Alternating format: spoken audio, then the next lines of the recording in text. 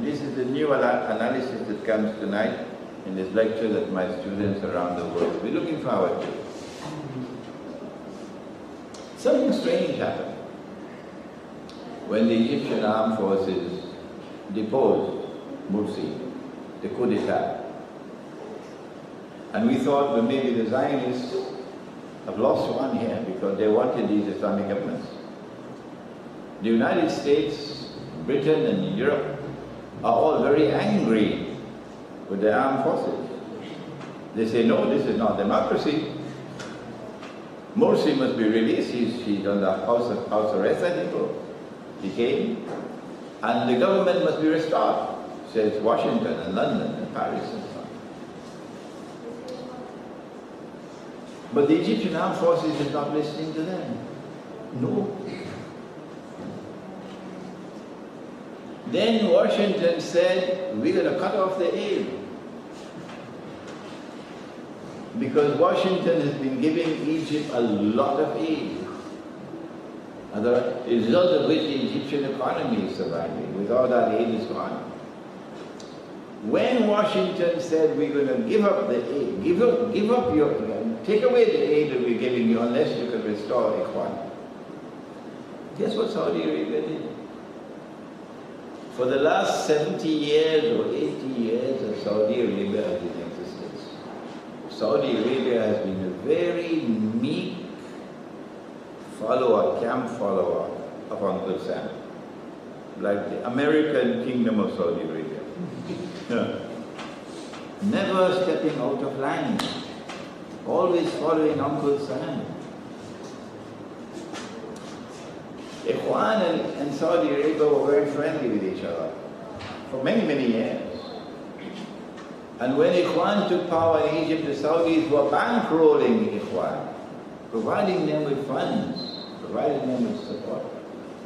And Ikhwan turned to Saudi Arabia for religious inspiration. Saudi Arabia now does something strange. Immediately the Egyptian armed forces took over the country, the Saudis dumped Ikhwan.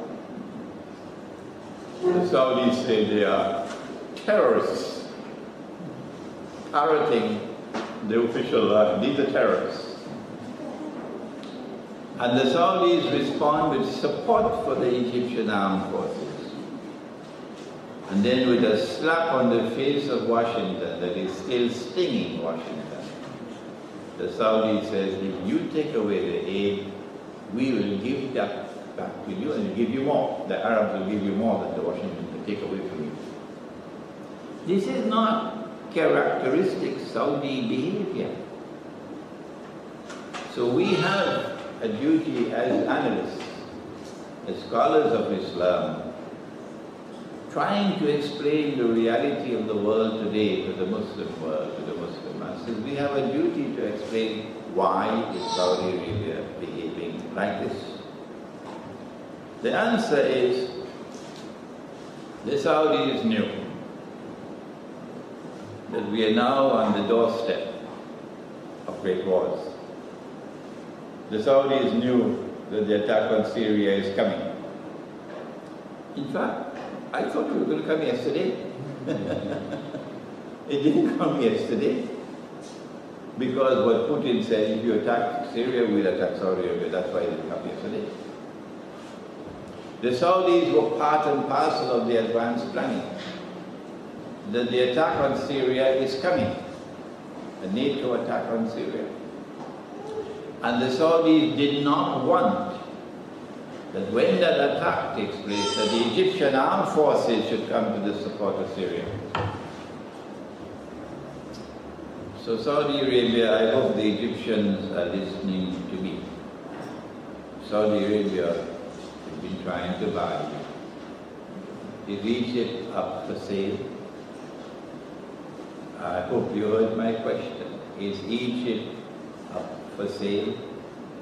Could the Saudis buy you?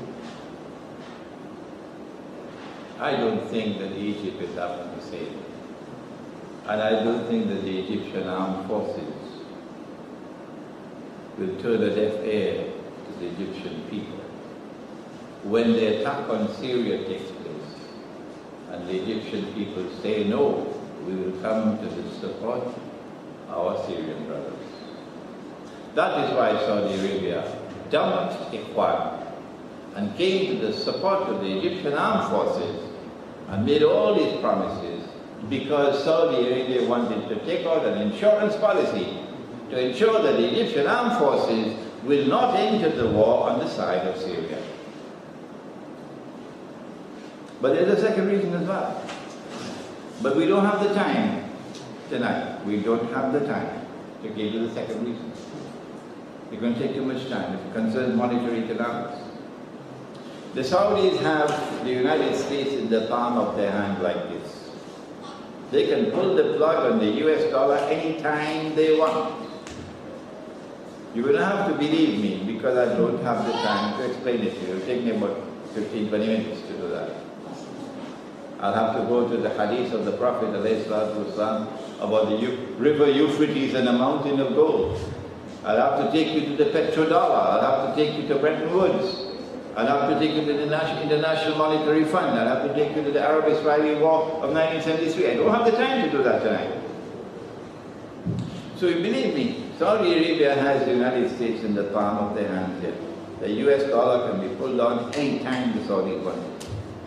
All that they have to do is to say you can buy our oil with any currency.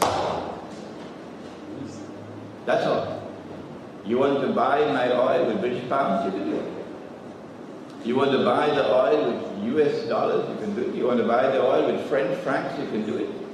With any currency. At this time, the law is that you must buy with USD. And that is what is keeping the US dollars, USD alive.